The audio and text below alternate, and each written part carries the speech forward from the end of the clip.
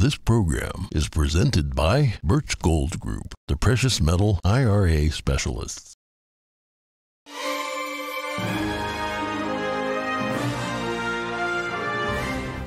Good morning. In today's headlines, New York's governor has declared a state of emergency for western New York. Heavy snowfall hit the state late Thursday and is expected to last over the weekend. Find out the latest updates. A U.S. House committee advances a bill to track mail-in ballots, but some feel it doesn't do enough to stop potential fraud. We bring you more on what lawmakers call a common sense requirement. The Chinese Communist regime is operating its own police stations on U.S. soil. What is the U.S. government doing about it? Twitter's new CEO, Elon Musk, had an ultimatum for employees this week. We have the latest developments in the social media saga. And an internet dad to 4 million and counting. Many who don't have anybody else to turn to for fatherly advice turn to this guy.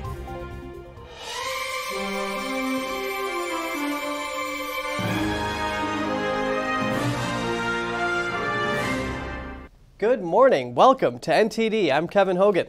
And I'm Evelyn Lee. Good morning. Today is Friday, November 18th, and we're really starting to feel the winter, man. It's gotten really cold real quick. And in western New York, there's so much snow. Governor Hochul declared a state of emergency ahead of the storm. It's forecast to carry on over the weekend. The National Weather Service says the storm has the potential of dumping up to 4 feet of snow by Sunday. The worst snowfall is expected in Buffalo, likely paralyzing the hardest hit communities. Other areas could get around a foot of the lake effect snow. The state of emergency covers 11 counties. Commercial truck traffic was banned along a stretch of Interstate 90 after 4 p.m. Thursday. The heaviest snow is expected to last till this evening. The storm is predicted to last until Sunday. The National Weather Service has deemed the event an extreme winter storm on its severity index for Jefferson County, Genesee County, and Erie County. But if you are not in those counties, you are not getting away without a very significant event. For those unfamiliar with the term, lake effect snow is caused by frigid air picking up moisture from the warmer lakes, causing some of the lake water to evaporate into the air. The air then cools and moves on, dumping moisture on the ground. When temperatures are cold enough, it results in massive snowfall. Turning to politics, Kari Lake says the election for who sits in the Arizona governor's chair is not over. She has not conceded. Instead, she is assembling lawyers and collecting evidence of voters having trouble casting ballots on Election Day. NTD's Daniel Monahan has the story. That I am still in this fight with you. In a video released Thursday on social media, Lake says her claims of a broken election system have been confirmed. When we called for Katie Hobbs to recuse herself over a year ago, they ridiculed us. It turns out we were right. The fox was guarding the hen house, and because of that, voters have been disenfranchised. Hobbs, the current Secretary of State, is the top election official in the state. As overseer of elections, Hobbs has several duties, including watching the counts and certifying the election results. She spoke on CNN. And I'm not going to recuse myself from the job that the voters elected me to do. Throughout the race, Lake called for an overhaul of Arizona's election system, citing problems with voting machines. In the video, she says she was right to question the system. On Election Day, nearly half of all polling locations had problems with tabulating machines and printers. But Hobbs said on Wednesday in an interview with the Washington Post the system doesn't need an overhaul. She said as governor she wants to expand early voting and maybe mail ballots to all registered voters. Kari Lake called for voters who experienced problems with voting to reach out and share their stories, which she then posted on Twitter. When we arrived at the voting center, the workers told us that the printers at that location were all broken. So they went to the next closest voting center at Litchfield Park First Baptist Church. But while standing in the 40-person line, Mr. Kearns noticed some problems. We noticed that about 2 out of every 3 people that tried to scan their ballots that just wouldn't scan their ballot. The location had only 2 scanners. Neither worked on Mr. Kearns' ballot. He was asked to put his ballot into door 3, but he refused. In the end, they allowed him to use the handicap system, which prints a larger ballot. That worked. It took them over an hour to vote, and by that time, he estimated the line to be between 100 and 150 people. Steve Handelin arrived to vote at 5:30 in the morning and was 9th in line. One of the tabulators was broken, and the other tabulator kept rejecting everyone's vote. Emily Weinberg and her boyfriend, Jalen Tops, experienced what they called voter fraud. They say a voter registration drive took place at their community college. Jalen registered, but when the worker saw he chose Republican as the party, she said, "Are you sure that's right?" When he went to vote, he says he was only given a federal voting form, and that they accused him of being an illegal immigrant. He provided his photo ID, driver's license, and a social security card to prove he was an American citizen. According to Emily, the worker responded, "Oh, I'm sorry, we don't accept that as a form of proof." This poll observer says 4 out of 7 ballots were failing when he observed from 12:30 p.m. to 1 p.m. on Election Day. I'll never forget the look on these affected voters' faces. They were in disbelief that our system of voting was failing them in mass. Arizona election officials say that machines at the Maricopa County Tabulation and Election Center were able to process the ballots that couldn't be read at voting centers. Recent results show Democrat Katie Hobbs's lead has dropped from 0.8 to 0.6%. Under Arizona law, a recount triggers when the margin is less than or equal to 0.5%. Daniel Monahan, NTD News. The House Oversight and Reform Committee advanced a bill concerning mail-in ballots yesterday. It would enable mail-in ballots to be tracked. Specifically, it requires any ballot mailed in a federal election to have a unique Postal Service barcode on the envelope. That will allow individuals to track their own ballot. Representative Carolyn Maloney introduced the bill. She says it's a common sense requirement. She says it would enable boards of elections to confirm when a ballot was sent and give voters confidence that their votes have been cast and counted. Another ranking member of the committee says it will help protect the Postal Service from being blamed for election irregularities.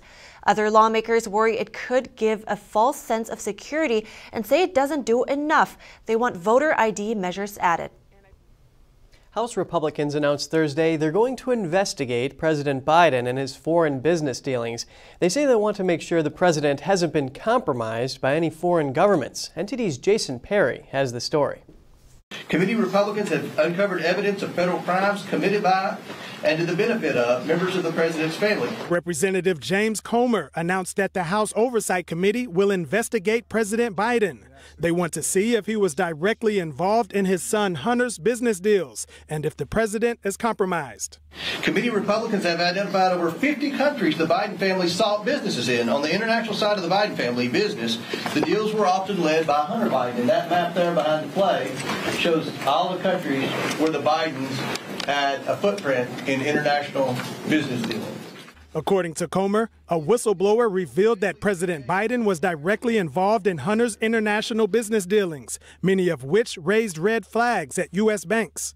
For example, if a transaction is suspected to be related to money laundering, fraud, or other types of criminal activity, the bank must file a suspicious activity report, or SAR, with the Treasury Department. According to media reports, the Biden family accumulated over 150 SARs.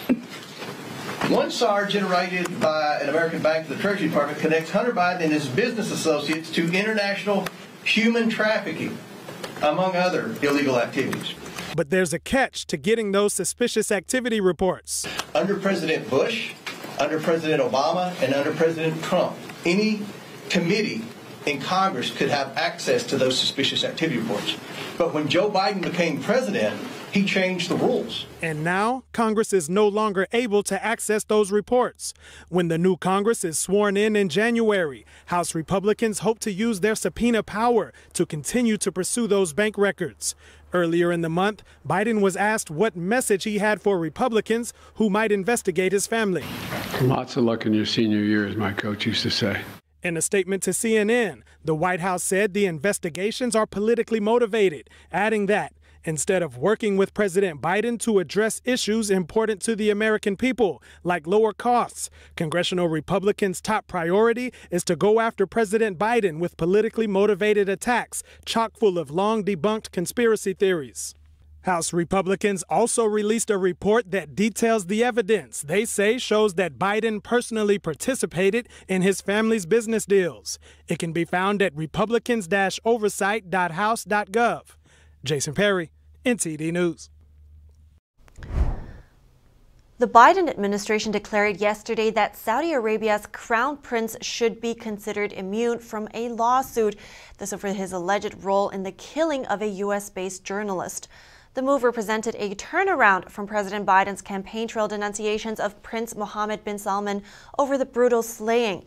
The administration said the senior position of the prince should shield him against a suit, which was brought by the fiancé of slain Washington Post columnist Jamal Khashoggi. The request is non-binding and a judge will decide whether to grant immunity. However, it is bound to anger human rights activists and many U.S. lawmakers. This as Saudi Arabia has stepped up imprisonment and retaliation against peaceful critics at home and abroad. It has also cut oil production despite soaring energy prices. And Saudi officials allegedly killed Khashoggi at the Saudi consulate in Istanbul. They are believed to have dismembered him, although his remains have never been found. As a candidate, Biden vowed to make a pariah out of Saudi rulers over the 2018 killing. In a 2019 CNN town hall, Biden said, quote, "I think it was a flat-out murder." And coming up, be hardcore or leave. Find out more about Elon Musk's ultimatum for Twitter employees and yesterday's deadline. And after this break, was the Massachusetts Department of Public Health playing Big Brother? A lawsuit alleging tracking apps on phones for COVID tracing says yes. Find out more in just a minute.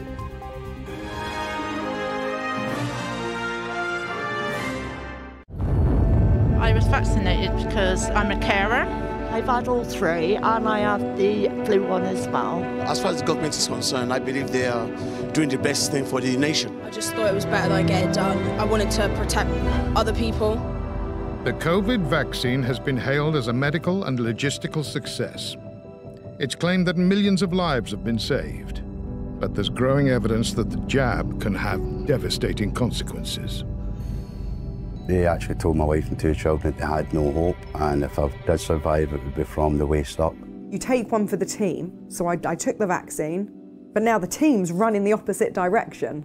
Just to let people know that when it goes wrong, there's like no help at all. This vaccine is not completely safe and has unprecedented harms.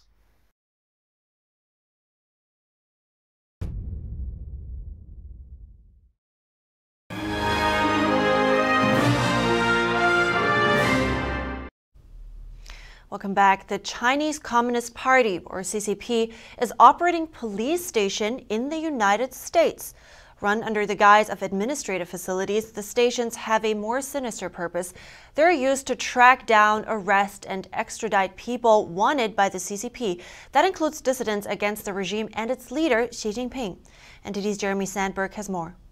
A Senate hearing on threats to the U.S. homeland was held on Thursday. FBI Director Christopher Wray testified. Because we have seen a clear pattern of the Chinese government, the Chinese Communist Party, exporting their repression right here into the U.S.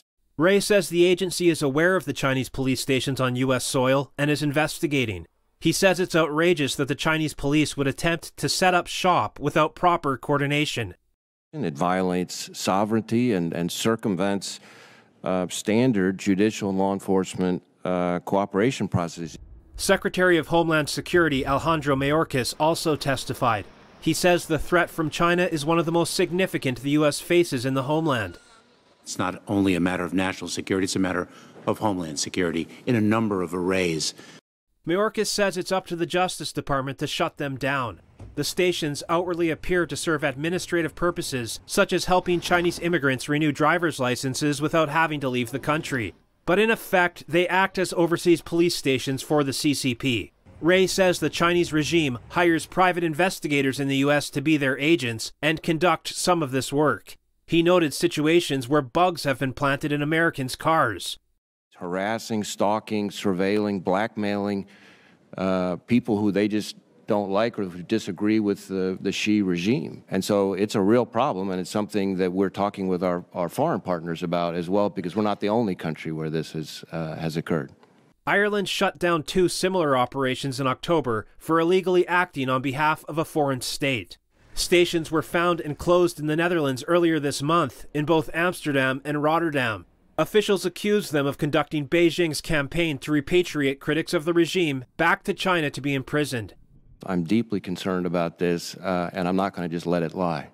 Ray encouraged Chinese Americans and dissidents to report any incidents of being targeted to the FBI. Jeremy Sandberg, NTD News.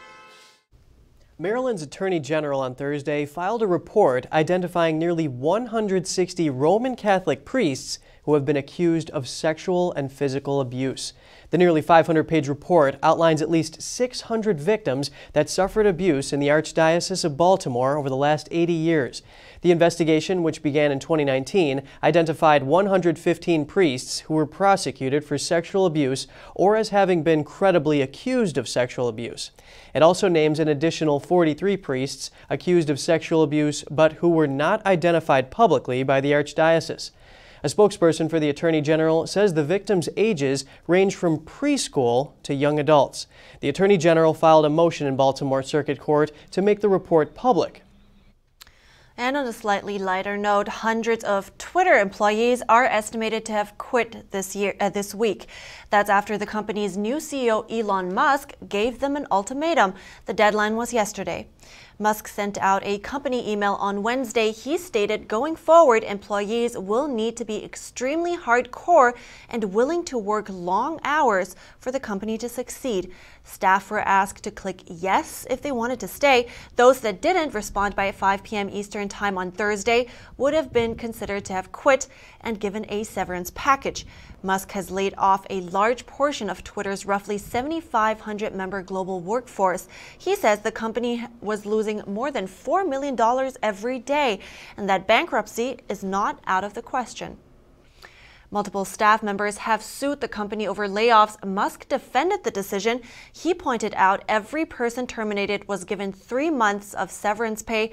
That's 50% more than what's legally required. And Musk recently said he's running Tesla's global operations with much difficulty and that he has too much work on his plate. He says he's working morning to night, 7 days a week. The billionaire entrepreneur has indicated he's open to someone else eventually taking over as CEO, but says for now he will continue to run Twitter until it is in a strong place, and it will take some time. Musk tweeted out last night he's not worried about resignations. He says the best people are staying. He also cracked a joke on Twitter. How do you make a small fortune in social media? Start out with a large one. The lawsuit alleges that the Massachusetts Department of Public Health used Google technology to install tracking apps secretly on more than 1 million Android phones. The lawsuit claims that it was part of the state government's efforts to slow the spread of COVID-19 through contact tracing. The new Civil Liberties Alliance accuses the health department of brazen disregard for civil liberties, this by allegedly installing spyware that tracks and records movement and personal contacts without, quote, their owner's permission and awareness. The class action suit says the actions by the health department violate both the Massachusetts and U.S. constitutions. The lawsuit further states that conspiring with a private company to hijack resident smartphones without the owner's knowledge or consent is not a tool that the Massachusetts Department of Public Health may lawfully employ in its efforts to combat COVID-19. Ticketmaster just canceled today's ticket sales for Taylor Swift's first tour in 5 years. The company said yesterday over 2 million tickets were sold on Tuesday. That's when pre-sales started. It's the most they've ever sold for an artist in a single day. The unprecedented traffic and bot attacks caused a near meltdown of the website. It's not yet clear if any more tickets will be sold. There's also questions about how many tickets are left. The company says around 2 million people were on a waiting list. The outage is not only drawing outrage from fans. Politicians are also taking an interest. Senator Amy Klobuchar sent an open letter to Ticketmaster CEO on Wednesday. Klobuchar is chair of the Senate Antitrust Panel. She voiced concerns about the state of competition in the ticketing industry and its harmful impact on consumers. Swift's U.S. tour will begin next year. You know, one interesting thing about Taylor Swift is when she released her album called 1989, it raised widespread speculation that she and her clothing could be censored or banned in China. And that's because at the time her initials TS and 1989 on it had those initials on it, and TS could be interpreted as Tiananmen Square. Right, and the Chinese Communist regime censors any reference to the Tiananmen Square massacre, no matter how slight it is. That took place on June 4th, 1989. Right, and next, Rob Kenny started uploading dad life lessons in 2020. Now he is the internet dad to 4 million and counting. Many who don't have anybody else to turn to for fatherly advice. Find out what inspired him to do this and which personal life lessons he shared after the break.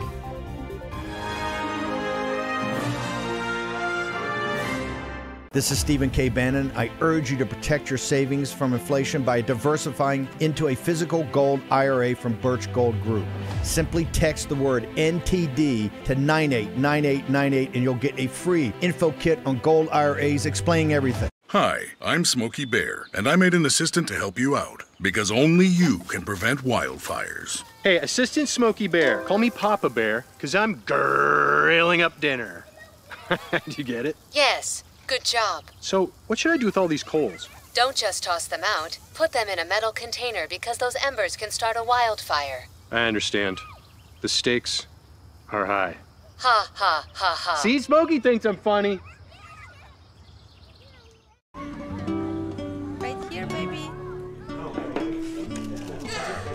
The sooner you recognize the signs of autism, the sooner you can make a lifetime of difference for your child. Start by answering a few simple questions at screenforautism.org.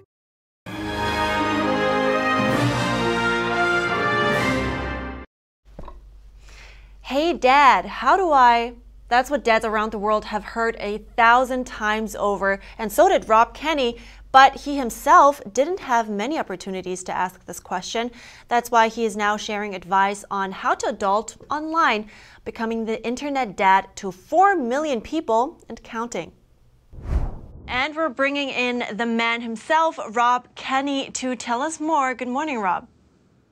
Good morning, Evelyn. Thanks for having me. It's good to have you. And before we dive in first, please share what your goal was when you first started filming all these and uploading all these videos. Yeah, originally it's something I thought of a few years before I actually started it. I pictured one of my kids in the other room saying, "Dad, how do I?" So that's how I came up with the name. But I just, I procrastinate like anybody else. But my daughter stayed on me and said, "Dad, you really need to do this. You need to do it." And so I finally, I had my first video go up in April of 2020, and here we are today. Yeah, here we are today indeed. You have 4 million subscribers now. Would you have ever thought that this is where it would lead you? And, why do you think your videos had that kind of effect? Because that's not a long time to catapult you to 4 million viewers or subscribers.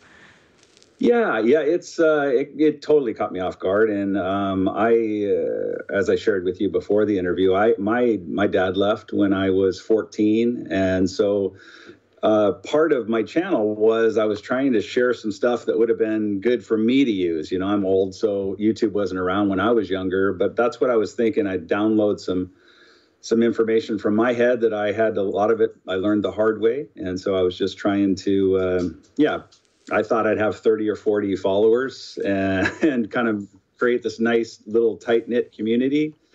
So it completely caught me off guard, and again, still trying to get my head around it. I've got my feet under me now as an introvert and my face everywhere. It was scary at first, but now it's good.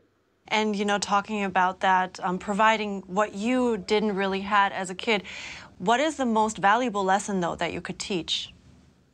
I think, thankfully, on my channel, I do more than just how to tie a tie and how to shave. I actually have dad chats and talk about all kinds of different things. And honestly, for me, forgiveness is a big word for me that I want to share with people, because it took me a long time to forgive my dad, but I did. And it was the best thing I ever did for me, because the whole time it's that saying, like, you're drinking poison and hoping it somehow hurts the other person. And that's what I was doing. I was, chewing that around over and over in my head for probably 20 years and kind of waiting for him to actually ask for forgiveness. And, if you're waiting for somebody else to ask for forgiveness, it may never come. I want to know more about that. How did that kind of forgiveness Can you tell me about how that changed you and your process, or how you look at life? Again, I'm old now, so I've heard so many different comparisons to not forgiving. And I think a big part of it is you're carrying baggage into the future. You know, you can't do anything about the past. And so I think, you know, if you can let go of that type of stuff and live your own life, because really I kept, you know, that was taking up mind space really in my own head, and it kind of holds you back. And I want to encourage people too, you know, people have been through way worse than I have, of course, you know, but playing the victim card is not beneficial, I've found. And, you know, people will, you know, oh, I feel so sorry for you, and it feels good. And I ate that up, you know, but it doesn't really get you anywhere. And so I just want to encourage people to move on from playing the victim card, because it just, you know, you can play it your whole life, and pretty soon you've spent your whole life not really living your life, right? So I think that's a big message that I like to put out. Very inspiring, a lot of inspiring words. And I want to go back to your videos and your channel. Do you go through your comments sometimes? What kind of feedback do you get from your audience? I was surprised by, you know, I thought I was just going to show people how to tie a tie, and people are crying watching me tie a tie because maybe they never had a good dad, or they you know, miss their dad, or what have you, all of the above. So that really, really caught me off guard. And you'll see that in the comments. And then I have, you know, I start my videos by saying, hey kids, kind of a term of endearment. And I have 80-year-old kids now that I didn't know I had. So I try to keep my channel a nice, kind, welcoming place for anybody and everybody to learn something. Well, I certainly enjoyed watching your videos. How to change a tire, start a campfire. It's very entertaining to watch as well, so I enjoyed it. Thank you for your time today, Rob Kenny. I appreciate it. You bet. Thanks for having me on, Evelyn. He's just such a kind and down-to-earth guy, you know, and I loved his life lesson that he shared. You're never powerless, and in the end, it should be up to ourselves how we want to live our lives, right? Never give anybody else that power over your life. Yeah, well, absolutely. And, you know, it's just so great that he's able to turn his experiences into such a great service. Right, and I think if you go through the comment sections, which I'm guilty of, you can definitely see that he had some big impact on some people's lives. Yeah, I mean, it just seems like it's so fulfilling for him. Just a very warm aura this guy has, so I totally understand. I like to watch his videos as well. But we're wrapping the program for this week. Write us at goodmorning@ntd.com if you have anything you want to share with us. That's it for today, or this week, in fact. Have a great weekend. I'm Evelyn Lee. And I'm Kevin Hogan.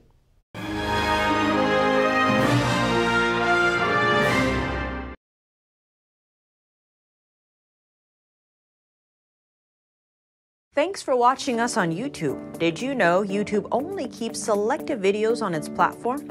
So if you want to make sure you get the full picture, just subscribe to our newsletter. Go to newsletter.ntd.com and sign up. It's free.